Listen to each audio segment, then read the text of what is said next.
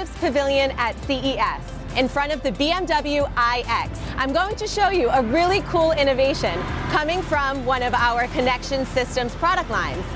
As vehicles become more software defined and we're leveraging additional capabilities such as radar around the vehicle, we come across the problem of having ice and snow buildup on those radars, which potentially obstructs or reduces their functionality. What we're bringing here is the ability to solder to that radar cover, to the polycarbonate substrate without damaging it, so that we can bring current to the radome cover to be able to melt the ice and snow. Our indium-based alloys have a lower melting temperature and are more malleable than traditional tin-based alloys that are commonly used in our industry.